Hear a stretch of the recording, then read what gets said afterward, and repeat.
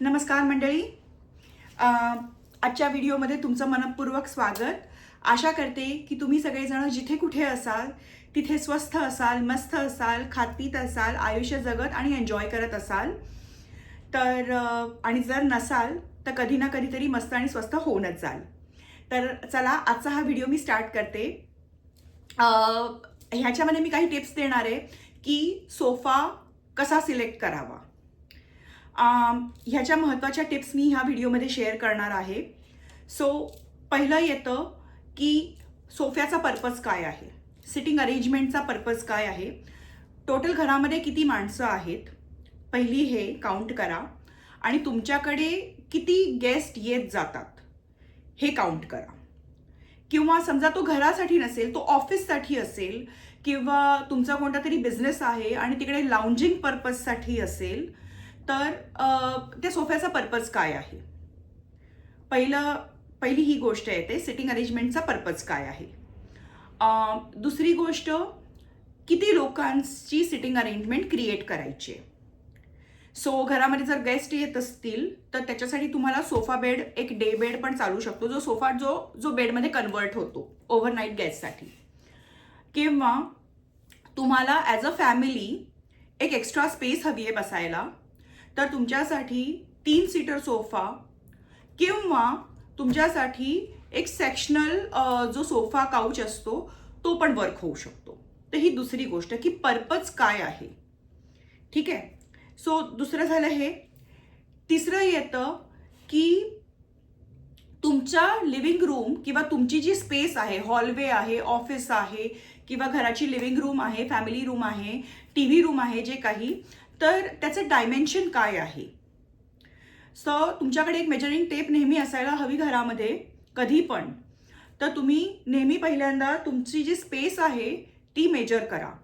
आणि एक टिप आहे की जेव्हा केव्हा तुम्ही सोफा घेता किंवा कोणती सिटिंग अरेंजमेंट असते तर त्याच्या अराउंड 30 ते 36 सेंटीमीटरची 30 ते 36 इंचेसची स्पेस ही सभोवताली फिरण्यासाठी हवी. म्हणजे तुम्ही तेवढी लेग स्पेस सोडा.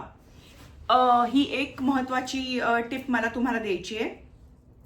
तर तुम्ही तुमच्या स्पेसनुसार इधर तुम्ही सोफ्यामध्ये 3 ते 4 प्रकार असतात. पहिला म्हणजे हा एक 3 सीटर सोफा, ठीक आहे, जो 3 लोकांच्या बसण्यासाठी सफिशियंट आहे.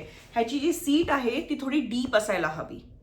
जे लाउंज किंवा हॉटेल्स असतात, रेस्टॉरंट्स असतात किंवा ऑफिसेस असतात, त्यांचे जे अरेंजमेंट असतात, सिटिंग अरेंजमेंट, हे डीप असतात. म्हणजे तुमच्या ज्या बॅकला थोडा चांगला एक सपोर्ट मिळायला हवा.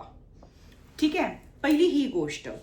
तर 3 सीटर सोफा झाला. एक 2 सीटर सोफा पण येतो, त्याला लव्ह सीट म्हणतात. इकडे तरी लव्ह सीट म्हणतात, भारताच्या बाहेर. तो 2 लोकांचा सोफा असतो, त्याला लव्ह सीट म्हणतात. किंवा एका पर्सनचं जी चेअर असते त्याला आर्म चेअर म्हणतात. तर तुम्ही total number of the people किती आहेत हे काउंट करा आणि त्याच्यामध्ये 2 ते 3 एक्स्ट्रा ॲड करा. तर तुम्ही 3 सीटरचे 2 सोफा पण डायगनलमध्ये ठेवू शकता. ठीक आहे. समोरासमोर ठेवू शकता आणि समोर टीव्ही ठेवू शकता. किंवा इथे एक सोफा आणि ह्या बाजूला काटकोनामध्ये 90 डिग्री अँगलमध्ये दुसरा सोफा असं पण ठेवू शकता. 2-3 सीटर म्हणजे टोटल 6 लोकांची अरेंजमेंट होते. तुम्हाला काय टाईपचा सोफा घ्यायचा आहे हे तुमची किती स्पेस अवेलेबल आहे ह्याच्यावरून डिसाईड होतं. जे टिपिकली सेक्शनल सोफाज असतात, एल शेपचे मोठे मोठे सेक्शनल सोफाज असतात, ते 1000 ते 1200 स्क्वेअर फीटच्या घरांसाठी वर्क करतात. ते स्मॉल स्पेसेससाठी वर्क नाही करत, कारण ते खूप जास्त जड असतात, अवजड असतात, असेंबल करायला पण डिफिकल्ट असतात.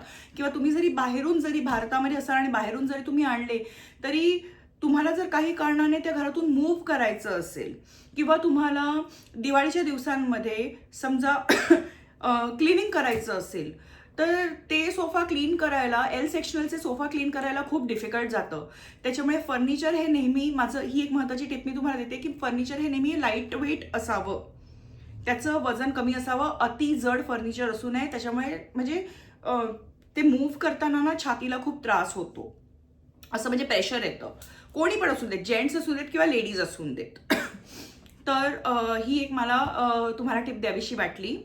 आणि चौथी गोष्ट ही येते की सोफा जो आहे, आता आपण ती वन टाइम इन्व्हेस्टमेंट म्हणजे एक लॉंग टर्म इन्व्हेस्टमेंट असते, तर त्याचं फॅब्रिक काय आहे, ते स्टेन रेझिस्टंट आहे का, घरामध्ये मुलं असतील, मोठे असतील, कोणी पाहुणे आले असतील, चुकून चहा सांडला तर ते स्टेन रेझिस्टंट आहे का. जे कापडाचे सोफे असतात ना, फॅब्रिकचे सोफे, ते स्टेन रेझिस्टंट नसतात आणि तुम्ही त्याचे काही केसेसमध्ये त्याचे जे अभ्रे असतात ते तुम्ही मशीन वॉश नाही करू शकत. चहा आणि कॉफीचे डाग लवकर जात नाहीत. त्याच्यामुळे जर तुम्हाला लेदर लाईक मिळत असेल म्हणजे फॅब्रिक काय आहे सोफाचं, ते स्टेन रेझिस्टंट आहे का, ते वॉटर रेझिस्टंट आहे का, किंवा ते डस्ट रेझिस्टंट आहे का, म्हणजे डस्ट पण लवकर पकडायला नको, धूळ पकडायला नको असं. तर ते फॅब्रिक काय आहे ह्याच्यावर पण तुम्ही थोडा रिसर्च करा. आणि तुमच्याकडे काय ऑप्शन्स आहेत, म्हणजे ऑनलाईनमध्ये समजा ॲमेझॉन आहे, अर्बन लॅडर आहे, फ्लिपकार्ट आहे, हे 3 ऑप्शन्स आहेत. किंवा मी एक एक्झाम्पल देते फक्त, किंवा जसं लोकल हार्डवेअर स्टोर्स असतात भारतामध्ये, भारताच्या बाहेर तर आयकिया, स्ट्रक्ट्यूब, वॉलमार्ट सगळीकडे मिळून जातात. म्हणजे लिओन्स आहे, त्याच्यानंतर म्हणजे खूपसे मोठे मोठे फर्निचरचे ब्रँड्स पण आहेत भारताच्या पण बाहेर. तर तुम्ही ती नेहमी कंपॅरिझन करा. तुमच्याकडे डिमेन्शन असलं पाहिजे. तर तुमची जेवढी लिव्हिंग रूम आहे, ठीक आहे, त्याचं मेजरमेंट घ्या आधी, ते तुमच्याकडे असलं पाहिजे आणि मग त्याच्याप्रमाणे तुम्ही सोफाचं टाईप आणि साईज हे डिसाईड करा.